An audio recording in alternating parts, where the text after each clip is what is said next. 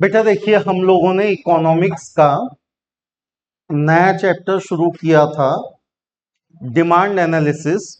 और उसमें हमने इस मुद्दे पे बात की थी कि डिमांड को डिटरमाइन करने वाले फैक्टर हम दो कैटेगरी में बांट सकते हैं। एक प्राइस फैक्टर और दूसरा नॉन प्राइस फैक्टर। और इसमें से जितने भी नॉन प्राइस फैक्टर आप लोगों ने कल पढ़े, बेटा ये सब लॉ ऑफ डिमांड के एजम्पशन बनने वाले हैं। अब एजम्पशन का मतलब क्या है? तो एजम्पशन का मतलब है कुछ ऐसी बातें जो हमने मान ली कि कांस्टेंट चलेंगी, मतलब वो कभी भी बदलेंगी नहीं। बेटा हो गया ना, बातें बंद करो ना। एक काम करो, आप पीछे के 4 बेंच लड़कियों के उठो, सब इधर आके बैठो। 4 बेंच पीछे के उठो, फटाफट इधर आओ। हाँ, बातें बंद करो, इधर ध्यान दो। बेटा देखिए, हमने कल दो कैटेगरी में बातें पढ़ी कि डिमांड को अफेक्ट करने वाले फैक्टर्स जो है वो प्राइस कैटेगरी में भी है और नॉन प्राइस कैटेगरी में भी है। तो जितनी भी चीजें नॉन प्राइस कैटेगरी में हैं, वो अभी हम जो क्वेश्चन पढ़ने जा रहे हैं लॉ ऑफ डिमांड, उसकी क्या बनने वाली है? एजम्पशन। देखो लॉ ऑफ डिमांड क्या बोलता है? लॉ ऑफ डिमांड ये बोलता है कि other things remaining the same. अगर आप बाकी की परिस्थितियों को कांस्टेंट रखो, तो जैसे जैसे किसी प्रोडक्ट की प्राइस बढ़ेंगी, बेटा इधर सामने, सभी लोग इधर सामने आके बैठो। जैसे जैसे किसी प्रोडक्ट की प्राइस बढ़ेंगी, वैसे वैसे डिमांड जो है वो कम हो जाएंगी। प्राइस जितनी ज़्यादा, डिमांड उतनी कम। क्योंकि ह्यूमन टेंडेंसी क्या है कि हम महंगी चीज़ों को खरीदना कम पसंद करते हैं, सस्ती चीज़ें मिली तो हम ज़्यादा खरीदते हैं। तो प्राइस जितनी ज़्यादा, डिमांड उतनी कम। और प्राइस जितनी कम, डिमांड उतनी ज़्यादा। तो कहने का मतलब ये कि लॉ ऑफ डिमांड तो सिंपली ये बात बोलता है कि प्राइस बढ़ेंगी तो डिमांड कम होंगी, प्राइस कम होंगी तो डिमांड बढ़ेंगी। अगर आप इसको डेटा के रूप में कन्वर्ट करो, तो फॉर एग्जांपल किसी प्रोडक्ट की प्राइस 10 रुपये थी और वो लगातार रिड्यूस होती जा रही है, कम कम होती जा रही है। तो ह्यूमन टेंडेंसी क्या है? तो ह्यूमन टेंडेंसी ये है कि प्राइस अगर कम होंगी तो जो डिमांड है वो लगातार बढ़ेंगी। मतलब अगर कोई चीज़ 10 रुपए की थी तो हम उसके 10 यूनिट खरीदा करते थे, 8 रुपए की हुई तो हम 20 यूनिट खरीदने लगे, 6 रुपए की हुई तो हम 30 यूनिट खरीदने लगे, और सस्ती हो गई 4 की हो गई तो हम 40 यूनिट खरीदने लगे, और सस्ती हो गई 2 रुपए की तो हम उसके 50 यूनिट खरीदने लगे। इसका मतलब हमको ये दिखाई दे रहा है कि प्राइस में और डिमांड में इनवर्स रिलेशन है, उल्टा रिलेशन है। प्राइस जितनी कम रहेंगी, डिमांड उतनी ज़्यादा रहेंगी, या प्राइस जितनी ज़्यादा रहेंगी, डिमांड उतनी कम रहेंगी। तो बेटा ये लॉ बोलता है कि हमारे कुछ एजम्पशन है, क्योंकि हमने तो पूरा लॉ प्राइस के बेस पे लिख दिया, लेकिन कई बार ऐसा होता है कि प्राइस बदले बिना भी डिमांड कम ज्यादा होती है। तो प्राइस के बदले बिना अगर डिमांड कम ज्यादा हो रही है, तो इसका मतलब ये है कि आपको कुछ चीजों को एज्यूम करना पड़ेगा कि वो कांस्टेंट है। जैसे सब्स्टिट्यूट गुड्स की प्राइस। देखो, कॉफी महंगी हो गई तो कॉफी पीने वाले लोग किस पे शिफ्ट हो जाएंगे? चाय पे। जबकि चाय की प्राइस में कोई चेंज नहीं है, चाय की प्राइस जितनी थी उतनी ही है। तो कहने का मतलब यह है कि मेरे लॉ का ये एजम्पशन बन जाएगा कि सब्स्टिट्यूट चीजों की जो प्राइस है वो कैसी होनी चाहिए? कांस्टेंट होनी चाहिए। तो ये जितने भी नॉन प्राइस फैक्टर है, ये सारे हम क्या मानने वाले हैं? कांस्टेंट। और जिस चीज को आपने कांस्टेंट माना वो आपके लॉ का क्या बन गया, एजम्पशन। तो हमने एज्यूम कर लिया कि ये सब चीजें कैसी होनी चाहिए, कांस्टेंट, तो जाके मेरा लॉ सही साबित होगा। क्योंकि लॉ ये कहता है कि प्राइस के कम होने से ही डिमांड क्या होती है, बढ़ती है। तो प्राइस कम होंगी तो ही डिमांड बढ़ेंगी। और यहां तो दिख रहा है कि प्राइस कम हुए बिना भी डिमांड क्या हो गई, बढ़ गई। तो प्राइस कम हुए बिना डिमांड बढ़ गई, तो ये लॉ का क्या बन गया, एजम्पशन। हमने चीजों को कांस्टेंट मान लिया। बेटा देखो क्लास 8 बजे का है, आप 8:20 पे आ रहे हैं, कल से लेट आओगे तो क्लास में एंट्री नहीं मिलेंगी, समझ गए। राइट टाइम आने का, क्लास में 8 का क्लास है, 8 बजे क्लास में आ जाया करो। और वो दरवाजा बंद करो, जाओ, कौन आ रहा।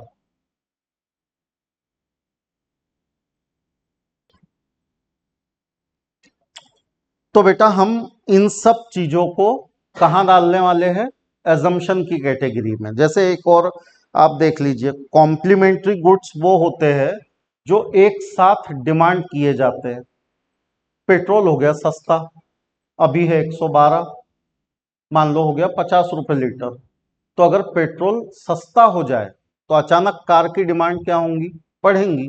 जबकि कार की प्राइस में कोई चेंज नहीं आया, कार की प्राइस जितनी थी उतनी ही रही। अब कार की, बेटा दरवाजा लगाओ और सुनो, क्लास का टाइम कितना है, इधर इधर, ए, क्लास का टाइम कितने बजे का है, आप कितने बजे आ रहे हैं। कल से लेट आए तो एक को भी एंट्री नहीं दूंगा क्लास में, ध्यान में रखना। ये तुम लोगों की चकल्लसबाजी चलेंगी नहीं, ये समझ लो अच्छे से। चकल्लसबाजी, लड़कियां भी एक नंबर की चकल्लस लड़कियां हैं और एक नंबर के चकल्लस लड़के हैं। ये टाइम पास करना होगा तो क्लास में आने का नहीं, समझ जाओ अच्छे से। 8 का क्लास है, सब 8 बजे क्लास के अंदर होना। पढ़ाई को मजाक बना के रखे। तो कॉम्प्लीमेंट्री गुड्स क्या है, तो ऐसे गुड्स है जिसकी डिमांड कैसे होती है, एक साथ। एक साथ डिमांड हो रही हो, समझो पेट्रोल हो गया सस्ता, तो कार की कीमत में कोई चेंज आए बिना ही क्या होगा, कार की डिमांड बढ़ने लगेंगी। तो कार की कीमत में कोई चेंज ही नहीं है और कार की डिमांड क्या हो गई, बढ़ गई। तो इसलिए हम ये मान लेंगे कि कॉम्प्लीमेंट्री गुड्स की प्राइस भी कैसी है, कांस्टेंट है। बेटा क्लास का टाइम कितने बजे का है, आप कितने बजे आ रहे हैं, कल से राइट टाइम आने का, हाँ नहीं तो आना ही नहीं क्लास में। तो अब हम जिस क्वेश्चन पे आ रहे हैं वो क्वेश्चन है law of demand with assumption. Question आपसे ये पूछा गया है कि लॉ ऑफ डिमांड को एक्सप्लेन कीजिए, और किसके साथ एक्सप्लेन कीजिए, एजम्पशंस के साथ एक्सप्लेन कीजिए। तो बेटा लॉ क्या कहता है और लॉ किसने लिखा है, तो लॉ किसने लिखा है, अल्फ्रेड मार्शल, जो हमको एक जनरल ह्यूमन टेंडेंसी के बारे में बता रहे हैं। और ये जनरल ह्यूमन टेंडेंसी क्या है, तो जनरल ह्यूमन टेंडेंसी ये है कि कोई भी चीज सस्ती होने पे हम ज्यादा खरीदते हैं, और कोई चीज महंगी हो जाए तो उसके मुकाबले हम उसको कम खरीदते हैं। इसका मतलब if we consider other things constant, कौन सी अदर थिंग्स कांस्टेंट मानी जा रही है, अदर थिंग्स बीइंग इक्वल, आप किसको कांस्टेंट मान रहे हैं, तो बेटा जितने भी नॉन प्राइस फैक्टर है हम उन सबको क्या मान रहे हैं, कांस्टेंट। मैं कह रहा हूं कि जितनी भी मैंने कल नॉन प्राइस बातें पढ़ी जो डिमांड को डिटरमाइन करती है, मैं कह रहा हूं कि वो सारी की सारी बातें क्या मान लो, कांस्टेंट मान लो, कि वो नहीं बदलेंगी, तो मेरा लॉ सही साबित होगा। समझो कॉम्प्लीमेंट्री गुड्स की कीमत कम हो गई और मेरे मेन गुड्स की डिमांड बढ़ गई, पेट्रोल हो गया सस्ता, और उस चक्कर में कार की डिमांड क्या हो गई, बढ़ गई। अगर ऐसा होता है तो ऐसी स्थिति में मेरा लॉ फेल हो जाएगा, और मैं नहीं चाहता कि मेरा लॉ फेल हो। तो मैंने पहले ही एज्यूम कर लिया कि वो जितने भी नॉन प्राइस फैक्टर है वो क्या होने चाहिए, कांस्टेंट होने चाहिए। Higher the price of commodity, law कहता है कि अगर किसी चीज की प्राइस क्या है, ज्यादा, higher the price of commodity, smaller is the quantity demanded. Price जितनी ज्यादा रहेंगी, डिमांड आपकी उतनी ही कम होती जाएंगी। मतलब प्राइस में और डिमांड में कैसा रिलेशन है? तो प्राइस और डिमांड में इनवर्स, उल्टा रिलेशन है। लोअर द प्राइस, प्राइस आप जितनी कम करोगे, longer the quantity demanded, demand उतनी ज्यादा बढ़ेंगी। इसका मतलब प्रोफेसर मार्शल ये मान के चल रहे हैं कि डिमांड का इकलौता डिटर्मिनेंट फैक्टर क्या है? प्राइस है। जबकि हकीकत यह है कि डिमांड के इकलौते डिटर्मिनेंट फैक्टर में प्राइस नहीं है, बहुत सारी चीजें हैं। और वो जो बहुत सारी चीजें हैं उनको मार्शल ने क्या मान लिया? कांस्टेंट। बोला इन सब चीजों को कांस्टेंट रखोगे तो आपका जो लॉ है वो सही साबित हो सकता है। अब बेटा आप जानते हैं कि किसी भी लॉ को लिखा कैसे जाता है? पहले स्टेटमेंट, फिर टेबल, टेबल का एक्सप्लेनेशन, ग्राफ, और ग्राफ का एक्सप्लेनेशन। तो अगर आप इस पे से ग्राफिकल प्रेजेंटेशन देंगे, अगर आप इसका ग्राफ बनाएंगे, तो आप एक एक्सिस पे प्राइस लेंगे, एक एक्सिस पे क्वांटिटी लेंगे। तो मान लो हमने यहाँ पे लिखा क्वांटिटी डिमांडेड, और यहाँ पे हमने लिख दिया प्राइस ऑफ द कमोडिटी। और प्राइस आप देख रहे हैं 2 रुपए से 10 रुपए है, तो यहाँ पे हमने प्राइस लिखी 2 रुपए, ऐसा करता हूँ यहाँ लिख देता हूँ, प्राइस लिखी 2 रुपए, 4 रुपए, 6 रुपए, 8 रुपए और 10 रुपए। और क्वांटिटी डिमांडेड जो है वो 10, 20, 30, 40, 50 है। तो डिमांड हम यहाँ लिख देते हैं 10, 20, 30, 40, 50। तो हमको यहाँ पे ये पता चलता है कि जब चीज सबसे सस्ती है तो उसकी डिमांड सबसे ज्यादा है। यानी प्रोडक्ट जब आपका 2 रुपए का है तो उसकी जो डिमांड है वो कितनी है? 50 यूनिट। जैसे ही प्रोडक्ट 2 से 4 महंगा हो गया, वैसे ही डिमांड जो है वो कम होके कितनी हो गई? 40। फिर जैसे ही कीमत 6 रुपए हुई, वैसे ही आपके प्रोडक्ट की जो डिमांड है वो और कम होके 30 हो गई। फिर प्रोडक्ट 8 रुपए पे पहुंच गया और महंगा हो गया। प्रोडक्ट महंगा हो गया तो उसकी जो डिमांड है वो और कम हो गई। और जब प्रोडक्ट सबसे ज्यादा महंगा हो गया, 10 रुपए का हो गया, तो ऐसे में उसकी जो डिमांड है वो कितनी हो गई? 10 यूनिट हो गई। तो जब आप इन सारे पॉइंट्स को जोड़ेंगे तो आप देखेंगे कि आपको यहां से एक डाउनवर्ड स्लोपिंग कर्व जो है वो मिलता है। और ये डाउनवर्ड स्लोपिंग कर्व ही आपका कौन सा कर्व हो गया? डिमांड कर्व, जो बताता है कि प्राइस और डिमांड में कैसा रिलेशन है? इनवर्स, उल्टा रिलेशन। तो बस यही करना है आपको कि लॉ का स्टेटमेंट लिखो, स्टेटमेंट के बाद में ऐसा टेबल बनाओ, उस टेबल का एक्सप्लेनेशन दो, ग्राफ बनाओ, और फिर आप उस ग्राफ का एक्सप्लेनेशन दो। ग्राफ को कैसे एक्सप्लेन करेंगे कि on Y axis price is indicated in rupees, on X axis quantities are indicated in kgs. आप चाहो तो थोड़ा एक्सप्लेनेशन में सुविधा हो जाए तो उसको नाम दे दो पॉइंट्स को, ए, बी, सी, डी, ई। और फर्दर आप एक्सप्लेन करो कि at point E when price is lowest, that is sorry price is highest, that is ₹10, demand is lowest, that is only 1 kg।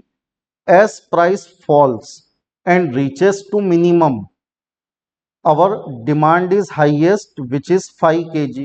It indicates that there is inverse relation between price and demand, and hence the curve is downward sloping। और जब curve आपका downward sloping होता है तो उसी को हम बोलते हैं निगेटिव स्लोप। एमसीक्यू में आपसे क्वेश्चन पूछा जाता है कि डिमांड कर्व का स्लोप कैसा है, तो आप क्या बोलोगे? डिमांड कर्व का स्लोप कैसा है? निगेटिव स्लोप, डाउनवर्ड है, नीचे की ओर जा रहा है। कोई भी कर्व ऊपर से नीचे की ओर कब जाएगा? जब दो चीजों के बीच में इनवर्स रिलेशन रहेगा। लेकिन कोई भी लॉ जो है वो बिना एजम्पशन के पूरा नहीं होता। मतलब मार्शल ने अपनी बात कह दी। देखो फॉर एग्जाम्पल मैंने कहा कि बेटा देखो अगर आप इकोनॉमिक्स की क्लास में रेगुलर आए तो आपको 100 में से 100 मार्क इकोनॉमिक्स में मिल सकते हैं। तो हमने एक लॉ बनाया कि क्लास में आने से 100 में से 100 मिलते हैं। लेकिन इसके कई एजम्पशन है ना, कि आने के बाद आपका मन भी क्लास में होना चाहिए, आने के बाद आपने पढ़ाई पे ध्यान देना चाहिए, आने के बाद आपने जब जब टेस्ट हो टेस्ट अटेम्प्ट करनी चाहिए। तो ये सब लॉ के क्या हो गए, एजम्पशन। तो मार्शल एक बहुत सीधी बात बोल रहे हैं। वो कह रहे हैं कि प्राइस कम होंगी तो डिमांड बढ़ेंगी, प्राइस बढ़ेंगी तो डिमांड कम हो जाएंगी। ये सिंपल सी बात वो बोल रहे हैं। अब क्योंकि उन्होंने ये सिंपल सी बात बोली तो उनका ये मानना है कि सबसे डोमिनेंट फैक्टर अगर डिमांड को डिटरमाइन करने में कोई है तो वो क्या है, प्राइस। इस चक्कर में उन्होंने किसको इग्नोर कर दिया, नॉन प्राइस फैक्टर को। तो उनको खुद की बात को सही साबित करना था, तो उन्होंने क्या ले लिया, एजम्पशन। जैसे आपके मम्मी पापा एजम्पशन लेते, जैसे किसी ने आपके बारे में कुछ बुरा कहा, अरे नहीं मेरा बच्चा तो ऐसा नहीं है, वो तो उसकी संगत बुरी है, वो उसकी जो दो सहेलियां है ना सर वो बहुत बुरी है, मेरी लड़की तो एकदम पूछिए मत, सती सावित्री है। तो ये क्या है, मम्मी पापा का एजम्पशन है। उनको लगता है कि उनका होममेड प्रोडक्शन है तो वो दी बेस्ट है दुनिया का, और दूसरों के बच्चे सब ऐसे ही है। तो ये बात आप समझिए कि मार्शल ने भी यही कहा कि भाई प्राइस से डिमांड तय होती है, लेकिन हम तो साबित कर सकते हैं कि और भी कई सारी चीजें हैं जिससे डिमांड तय होती है। तो मार्शल ने बोला कि मैं उन सारी चीजों को क्या मान रहा हूं, कांस्टेंट, कि भाई वो चीजें बदलेंगी ही नहीं, तो मेरा लॉ सही साबित हो जाएगा। तो उन्होंने कहा कि no change in related goods. अब बेटा रिलेटेड गुड्स दो टाइप के हैं, एक कॉम्प्लीमेंट्री, कल ही पढ़े हमने,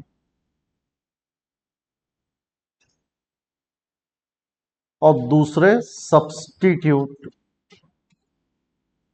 एक एक एग्जाम्पल आप उसका लिख सकते हैं। सब्स्टिट्यूट में आपका एग्जाम्पल है टी एंड कॉफी, कॉम्प्लीमेंट्री में आपका एग्जाम्पल है कार एंड पेट्रोल।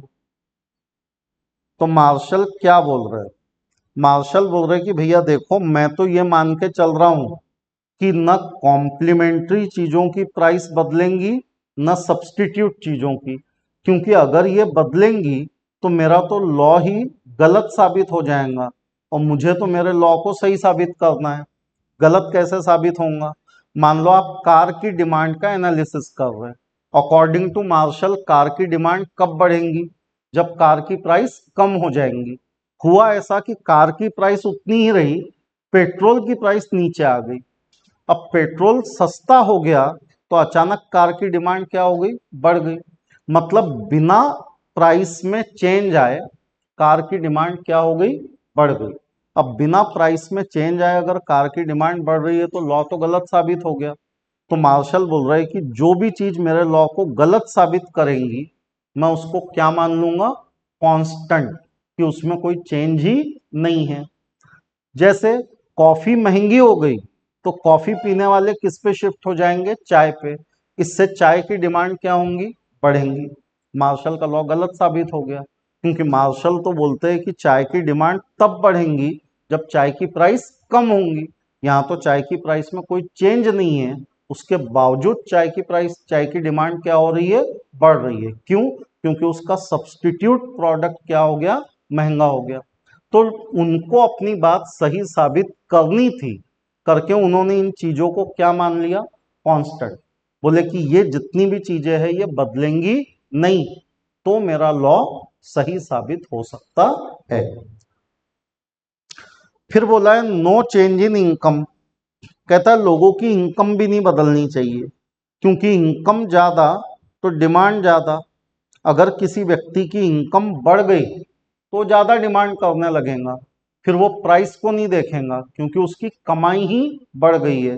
तो मार्शल ऐसा मान के चल रहे कि लोगों की इनकम में भी कोई चेंज ना हो तो मेरा लॉ सही साबित हो सकता है। अदरवाइज इनकम के बढ़ने से भी डिमांड बढ़ सकती है, पर मार्शल को क्या साबित करना है कि केवल प्राइस के कम होने से ही डिमांड बढ़ती है। मार्शल कह रहे हैं कि प्राइस कम होने से डिमांड बढ़ती है, और हम बता रहे हैं कि इनकम के बढ़ने से डिमांड बढ़ती है। तो मार्शल ने बोला कि मेरे लॉ को सही साबित करना है, तो ये कांस्टेंट मान लो, ये मान लो कि लोगों की इनकम में कोई चेंज आएगा ही नहीं। कहता है no change in overall population. क्या होता है, पॉपुलेशन बढ़ती है तो अपने आप डिमांड बढ़ती है, चाहे प्राइस कितनी भी ज्यादा हो। जमीन का आप उदाहरण ले सकते हैं, लैंड। लैंड जो है वो एक लिमिटेड रिसोर्स है, दिन पे दिन जमीन की कीमत बढ़ती जा रही है, लेकिन पॉपुलेशन के बढ़ने से महंगी जमीन की डिमांड भी क्या हो रही है, बढ़ ही रही है। मतलब पॉपुलेशन के बढ़ने से डिमांड क्या होती है, बढ़ती है। तो मार्शल ने मान लिया कि पॉपुलेशन कैसी रहेंगी, कांस्टेंट। रियल में पॉपुलेशन कांस्टेंट नहीं रहती, पर ये मान के चल रही कि कांस्टेंट रहेंगी शॉर्ट टर्म में। मतलब शॉर्ट टर्म में पॉपुलेशन में कोई बहुत ज्यादा चेंजेस आने वाले नहीं हैं। तो मेरा लॉ सही साबित हो सकता है अगर मैं किसको कांस्टेंट मान लूं, पॉपुलेशन को। तो आप देखिए कि मार्शल किन चीजों को कांस्टेंट मान के चल रहे हैं। तो हर वो चीज जो कल हमने किस कैटेगरी में पढ़ी है, नॉन प्राइस कैटेगरी में, उन सबको मार्शल क्या मान रहे कि ये कांस्टेंट है। आगे लिखते हैं no change in taste, habit and fashion. क्योंकि अगर कोई चीज अचानक फैशन में आ गई, तो आप जानते हैं कि अगर कोई चीज फैशन में आ गई तो फैशन में ज्यादा है तो उस चीज की डिमांड भी ज्यादा है, भले प्राइस भी क्यों ना ज्यादा हो। तो अगर कोई चीज फैशन में है तो बट नेचुरल है उसकी डिमांड क्या रहेंगी, ज्यादा रहेंगी। तो उन्होंने मान लिया कि भाई फैशन, हैबिट, टेस्ट कैसा होना चाहिए, कांस्टेंट, ताकि इन चीजों के चलते डिमांड पे कोई असर ना हो। तो इसलिए उन्होंने इसको भी कांस्टेंट मान लिया। लेवल ऑफ टैक्स, बेटा लेवल ऑफ टैक्स का सीधा रिलेशन आपकी डिस्पोजेबल इनकम से है। डिस्पोजेबल इनकम यानी क्या, तो आपकी टोटल इनकम में से आप डायरेक्ट टैक्स यानी इनकम टैक्स वगैरह माइनस कर दो, तो आपको पता चलेगा कि आपकी खर्च करने लायक कमाई कितनी है। अगर टैक्स कम हो जाए तो ये डिस्पोजेबल इनकम ज्यादा हो जाएंगी। इनकम अगर ज्यादा हो जाए तो आपकी डिमांड भी क्या हो जाएंगी, ज्यादा। तो ये एक नॉन प्राइस फैक्टर है जो किसको अफेक्ट कर रहा है, डिमांड को। तो इसलिए ये मान लिया गया कि टैक्सेशन के लेवल में कोई चेंज होना नहीं चाहिए। टैक्स का लेवल जितना पहले था उतना ही रहना चाहिए। कहता है नो चेंज इन एडवर्टीजमेंट। सोचो बेटा, एक आधा पॉजिटिव एडवर्टीजमेंट कैंपेन आपने चला लिया जो लोगों को बहुत ही ज्यादा अट्रैक्ट करने लगा, ठीक है। तो क्या होगा, अगर सक्सेसफुल एडवर्टीजमेंट आपने कर दी तो आप जितना ज्यादा एडवर्टीजमेंट करेंगे आपकी डिमांड जो है वो भी उतनी ही ज्यादा क्या होंगी, बढ़ेंगी। तो एडवर्टीजमेंट कैंपेन जितना रिगरस, जितना बढ़िया रहेगा, डिमांड उतनी ज्यादा, भले आप फिर उस चीज को ज्यादा कीमत पे बेच दो। देखिए डायमंड का पूरा मार्केट एडवर्टीजमेंट पे टिका है। डायमंड की वो कीमत असल में है नहीं जिस कीमत पे डायमंड आपको बेचे जाते हैं, लेकिन फिर भी डायमंड का एक बहुत बड़ा मार्केट खड़ा हो गया सिर्फ किसके भरोसे, पॉजिटिव एडवर्टीजमेंट। एक अकेली कंपनी है जो दुनिया के 90% से ज्यादा डायमंड मार्केट को डोमिनेट करती है। उनका स्लोगन है हीरा है सदा के लिए।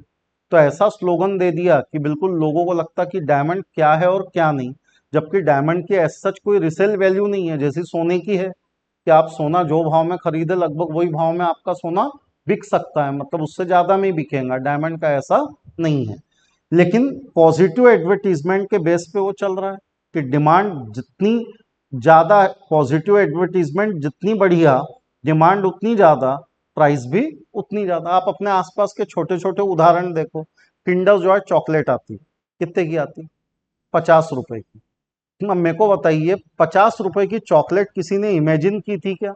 ना। हम जब छोटे थे तो चॉकलेट कितने की रहती थी, 4 आना 8 आने की चॉकलेट, बहुत हो गया। और बहुत ही कोई अमीर बच्चा है तो किस्मी टॉफी बार आता था 2 रुपए का, तो बहुत रीच बच्चा है तो 2 रुपए की चॉकलेट, 50 रुपए की चॉकलेट किंडर जॉय किसके भरोसे चल रही? एडवर्टीजमेंट के भरोसे। बच्चा एडवर्टीजमेंट देखता और फिर माँ बाप को लेने बोलता, फिर माँ बाप क्या बोलते, अरे बेटा गंदी है, उसमें गंदा दूध है। तो अभी उन्होंने एडवर्टीजमेंट चेंज की, देखे होंगे अगर आपने, तो अभी वो बताते कि इसके कितने फायदे हैं किंडर जॉय खाने के, तो चॉकलेट खाने के फायदे गिना रहे। तो कहने का मतलब ये है कि अगर पॉजिटिव एडवर्टीजमेंट हो जाए तो आपकी प्रोडक्ट की कीमत ज्यादा भी रही तो उसकी डिमांड ज्यादा हो सकती है, तो लॉ तो गलत साबित हो जाएगा। तो ये मान लिया गया कि भाई एडवर्टीजमेंट जो है वो भी कैसी रहेंगी, कांस्टेंट रहेंगी। उसके बाद है no change in other factor. जैसे आप टेक्नोलॉजी को ही ले लो, क्या होना चाहिए कि अगर किसी चीज की टेक्नोलॉजी चेंज हो जाए तो उसकी जो डिमांड है उसमें भी चेंज आता है। फॉर एग्जाम्पल, पहले ब्लैक एंड व्हाइट टीवी आते थे, अभी कलर टीवी आते हैं। अब ब्लैक एंड व्हाइट टीवी सस्ते हो गए, प्राइस कम हो गई, तो इस लॉ के हिसाब से ब्लैक एंड व्हाइट टीवी की डिमांड क्या होनी चाहिए? बढ़नी चाहिए। लेकिन ऐसा नहीं होता, क्योंकि उसके एडवांस टेक्नोलॉजी के टीवी आ गए, तो एडवांस टेक्नोलॉजी का टीवी थोड़ा ज्यादा महंगा भी होगा तो लोग उसी को डिमांड करेंगे, वो सस्ते प्रोडक्ट को डिमांड नहीं करेंगे। देखो मोबाइल फोन दो टाइप के आते हैं, एक वो सादे कीपैड वाले और एक अपने एंड्रॉयड या आईफोन कैटेगरी वाले। तो वो कीपैड वाले फोन ज्यादा नहीं बिकते, क्योंकि वो टेक्नोलॉजी अब कैसी हो गई, आउटडेटेड हो गई। लोग जो है वो टच स्क्रीन मोबाइल खरीदना ज्यादा पसंद करते हैं। तो कहने का मतलब यह है कि टेक्नोलॉजी अगर अपग्रेड हो जाए तो आपका लॉ ऑफ डिमांड फेल हो जाता है, क्योंकि उसके मुकाबले टेक्नोलॉजी में पुरानी चीजें सस्ती हो जाती है। लेकिन पुरानी चीजें सस्ती होने पर डिमांड बढ़ने के बजाय क्या हो जाती है, कम। तो लॉ तो गलत साबित हो गया। तो मार्शल ने कहा कि जो जो भी चीजें मेरे लॉ को गलत साबित करेंगी, मैं एज्यूम कर लूंगा कि वो क्या है, कांस्टेंट है। कुछ भी गलत है तो मेरे लिए वो क्या है, कांस्टेंट है। मैं मान ही नहीं रहा कि उसमें कोई चेंज होगा। इनको कांस्टेंट रखो तो आप देखो मेरा लॉ सही साबित होता है। इसके बाद है एक्सपेक्टेशन अबाउट फ्यूचर प्राइस। देखो सोना जो है, गोल्ड, वो दिन पे दिन महंगा होता जा रहा है। महंगा होने के बावजूद सोने की डिमांड क्या हो रही है, बढ़ रही है। ऐसा क्यों हो रहा है? तो ऐसा इसलिए हो रहा है कि सोने की प्राइस ज्यादा तो सोने की डिमांड ज्यादा, क्योंकि लोगों के मन में डर है, एक्सपेक्टेशन है फ्यूचर को लेके कि आज आपका सोना 1,55,000 रुपए का 10 ग्राम है, तो भविष्य में तो ये 3 लाख रुपए का 10 ग्राम हो जाएगा। तो डर के मारे लोग क्या खरीद रहे, सोना ज्यादा खरीद रहे। तो सोना जितना महंगा होगा उसकी डिमांड उतनी ही ज्यादा होंगी। तो लॉ तो गलत साबित हो गया। तो मार्शल ने बोला जो भी गलत होगा मैं उसको क्या करूंगा, कांस्टेंट एज्यूम कर लूंगा। तो बेटा ये क्वेश्चन जो है ये लॉन्ग आंसर में आपको 8 मार्क के लिए पूछते हैं। देखो आपका जो पेपर है 80 मार्क्स का, उसका जो आखिरी क्वेश्चन होता है वो लॉन्ग आंसर होता है। और उस लॉन्ग आंसर क्वेश्चन में कुछ चीजें रिपीटेडली पूछी जाती है, जैसे law of diminishing marginal utility, law of demand और लॉ ऑफ इलास्टिसिटी। ये 3 क्वेश्चन ऐसे हैं कि जो घुमा फिरा के एग्जाम में रिपीट होते रहते हैं। तो आप लोगों को ये बहुत अच्छे तरीके से प्रिपेयर करना है। अगर आप 90 या 100 की रेंज में इको में मार्क एक्सपेक्ट कर रहे हैं तो आप इस तरह के क्वेश्चन को खुद लिख के देखिए, क्योंकि देखो 2 3 4 मार्क वाले में मार्क नहीं कटते। मार्क आपके कहाँ कटेंगे, 8 मार्क वाले क्वेश्चन में, वहां सबसे ज्यादा पॉसिबिलिटी है। तो आप खुद से आंसर इसका पूरा लिख के देखो।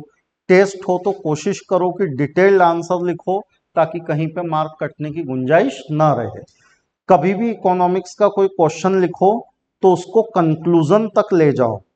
भले बुक में कंक्लूजन नहीं दिया है, लेकिन आपको ये आदत डालनी है कि इकोनॉमिक्स के क्वेश्चन में आपको कंक्लूजन लिखना है। तो सिंपली कंक्लूजन में क्या लिखना है कि law of demand it is assumed that non-price factor remain constant and only price is the dominant factor which determine the demand, and according to Marshall when price rises demand falls and vice versa। बस इतना भी आपने 2-3 line में conclude कर दिया तो sufficient है। एक बार ध्यान से पढ़िए, ऐसे पढ़िए कि दोबारा आपको इसको याद करने की जरूरत ना पड़े। ये एमसीक्यू में पूछते हैं मार्शल की किताब का नाम क्या था, तो मार्शल की किताब का नाम था principle of economics. Adam Smith की किताब का नाम था वेल्थ ऑफ नेशन। तो इन किताबों के नाम भी याद रखिए, पूरा मन लगा के पढ़िए। बेटा यहाँ पे एक फॉर्मूला बना के दिया है उन्होंने, जिसमें उन्होंने ये कहा है कि demand is the function of price, जबकि ऐसा है नहीं। रियल में देखा जाए तो डिमांड कई सारी चीजों से तय होती है, पर लॉ ऑफ डिमांड ये कहता है कि demand is the function of price. Law of demand के अकॉर्डिंग डिमांड किस पे डिपेंड है, तो उनके मुताबिक डिमांड किस पे डिपेंड है, प्राइस पे डिपेंड है।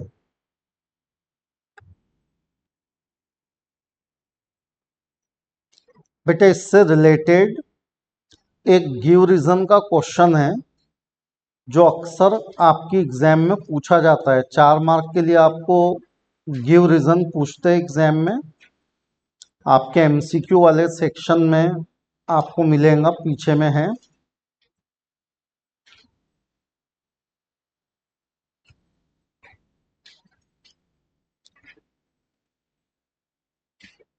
ये वाला क्वेश्चन है बेटा, price is the only determinant of demand,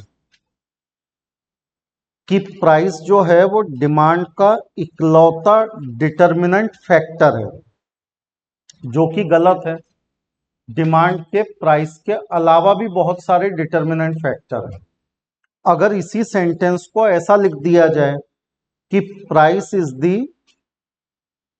is one of the, अगर ये सेंटेंस ऐसा कर दिया जाए price is one of the determinant factor of demand, तो आप कहेंगे कि ये स्टेटमेंट से हम एग्री करते हैं। लेकिन जब ये लिखा जाए कि price is the only determinant, तो आप कहेंगे कि हम इससे डिसएग्री करते हैं। और इसके सपोर्ट में आपको क्या लिखना है, वही सारे नॉन प्राइस फैक्टर लिखने हैं। एक हमने अभी लॉ ऑफ डिमांड में देखा कि demand curve slope downward from left to right. अभी हमने ये डिमांड कर्व बना के देखा, slope downward from left to right. Reason में क्या लिखना है, तो रीजन में लिखना है कि it slope downward because relationship between price and demand is inverse, as price falls demand rises and when price rises demand falls. Because of this inverse relationship the curve slopes downward. तो ये ऐसे question है जो आपके इस law of demand या determinant से related है। ये भी वैसा ही है। Many factor influence the demand of commodity, कहता है किसी भी चीज की डिमांड को बहुत सारे फैक्टर अफेक्ट करते हैं। तो बहुत सारे फैक्टर यानी क्या है, तो जितने भी नॉन प्राइस फैक्टर आपने पढ़े वो है। तो इन सब क्वेश्चंस में आपको किसके बारे में लिखना है, नॉन प्राइस फैक्टर के बारे में। डिमांड कर्व में आपको इस रिलेशनशिप के बारे में लिखना है।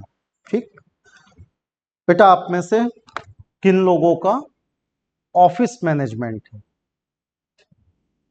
हाँ, तो ऑफिस मैनेजमेंट वाले जाओ।